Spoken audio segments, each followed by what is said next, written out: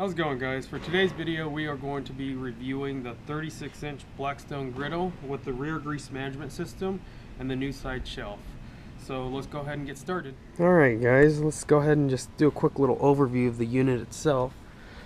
We have, it's a model number 1825, 60,000 BTUs total. You got your little handle here, you got your side shelf, and it is removable with it's hard to see in the camera, but you got two thumb screws here.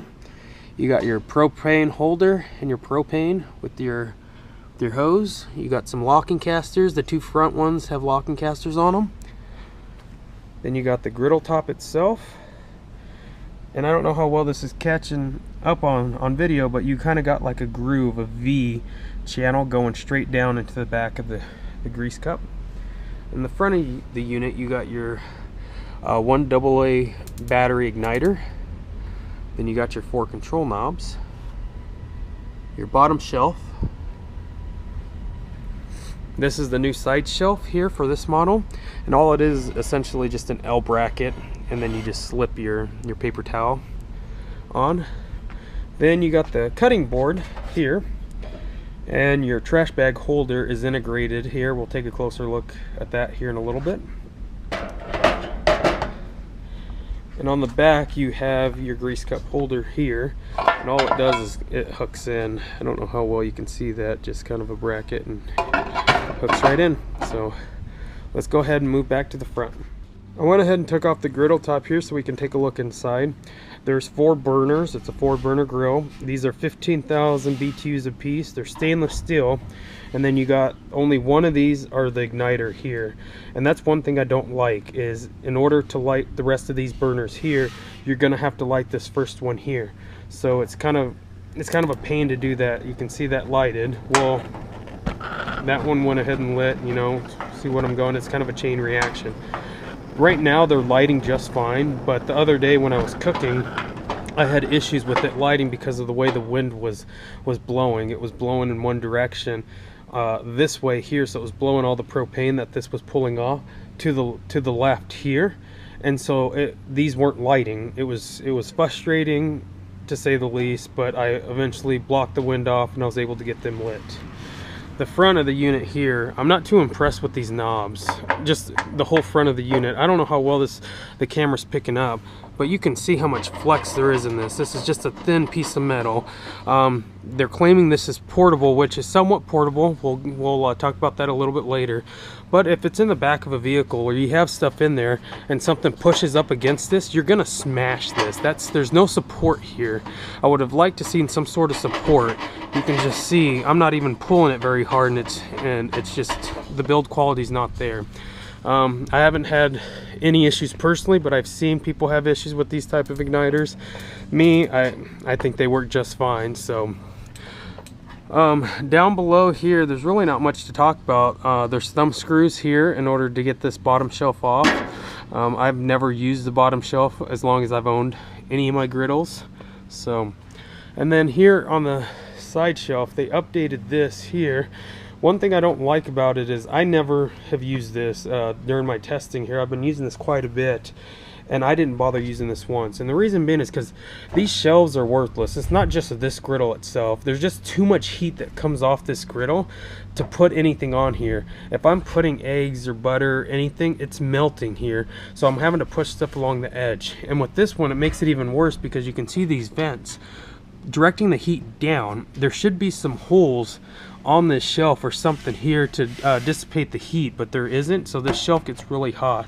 And then on top of this, they should have extended these brackets here, because I'm always dropping this. Like you can see, if you don't get it on right, it just completely falls off. So if you got food in here, you know, you're gonna drop it, and it's gonna make a mess and whatnot. So I think this is more of a gimmick, to be honest with you. I do like the paper towel holder.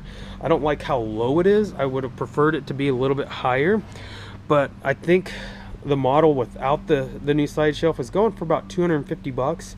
This one I think it's about 300 or so.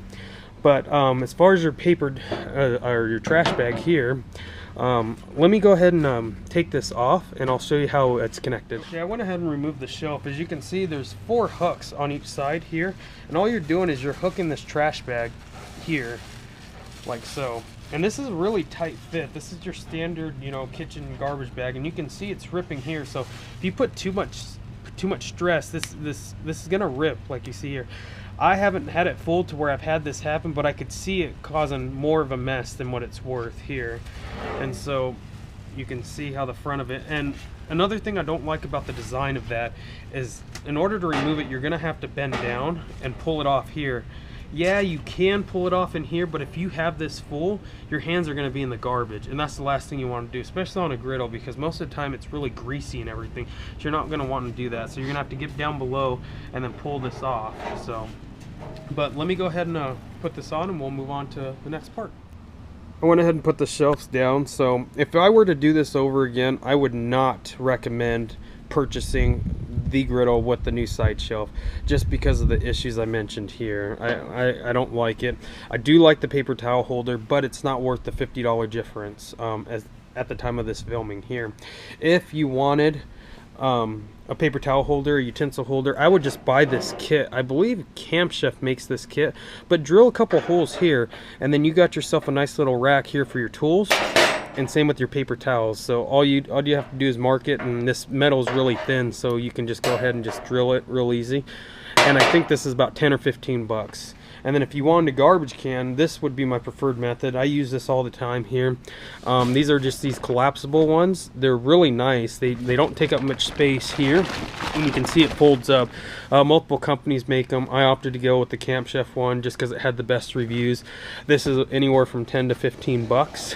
So you're looking at 20-25 bucks for this combination here, or 50 bucks essentially for that there. So the obvious winner would be to go that option. And plus with this, if I'm cooking right here, I can have this right next to me and just easily chuck things in. I don't have to worry about removing this or keeping this open or whatever. So, but let's go ahead and take a look at this griddle top here. These are just the back. I believe these are here to keep the actual griddle from warping here, and you can see more of that V here. But I'm gonna go ahead and stick this on, and we'll talk about the grease management system. I went ahead and flipped the griddle around so we can talk about this grease management system here. I'm gonna start off by saying I don't like it. Even though Blackstone's touting that this is better than their previous design, which I agreed to a certain extent, but I don't like it. I prefer the old design and modifying it versus this design. I'm going to tell you why.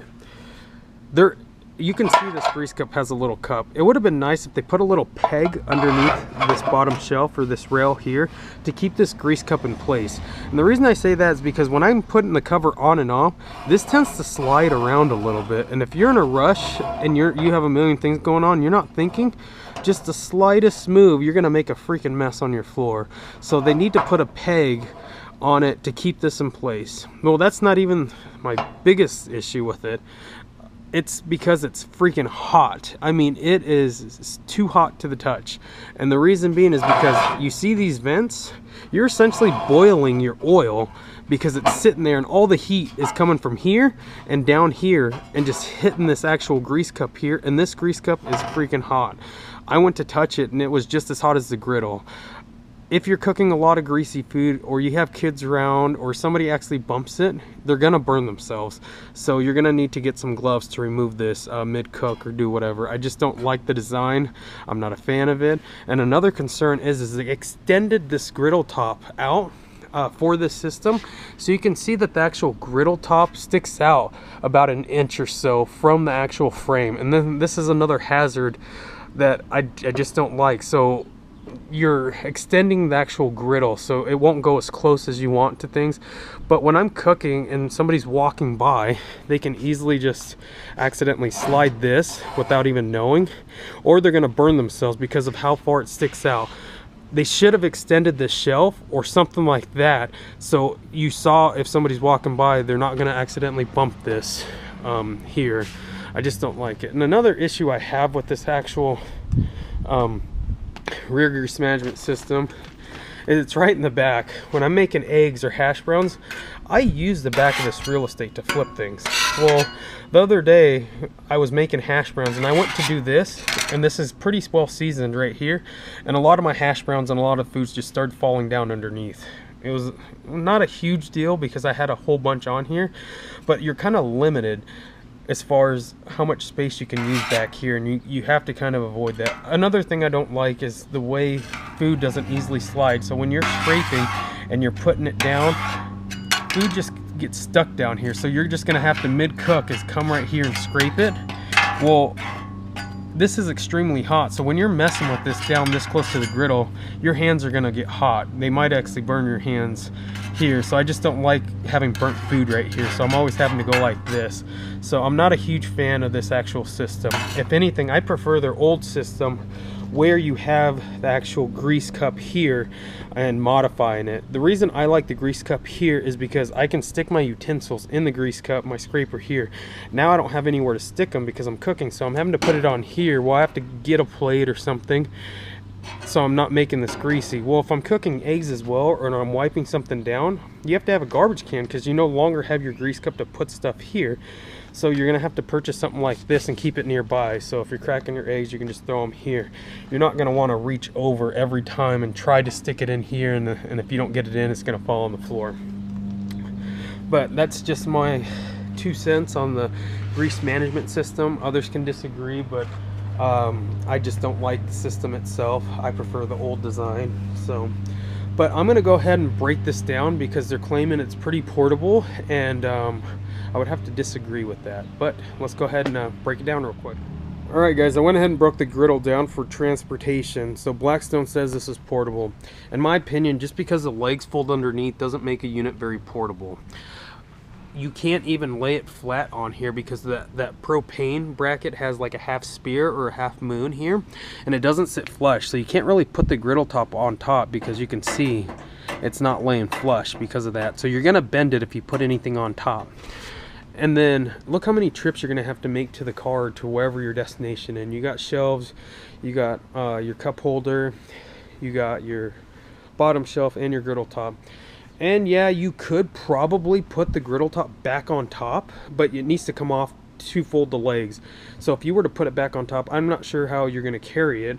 Obviously you can carry it down below by getting your arms or your hands down underneath, but this isn't the strongest here, so I wouldn't recommend it.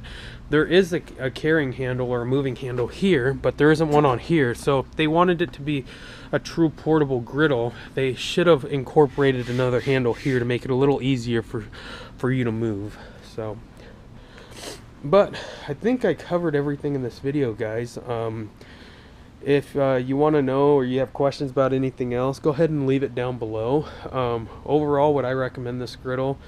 No, I wouldn't. There are better options out there. I'm not bashing the griddle itself because it does cook great. I haven't had any issues with it cooking. It's just the gripes that they didn't fix anything over the very first one that I owned. Only thing they fixed was the grease issue. But other than that, there's no way to level the griddle.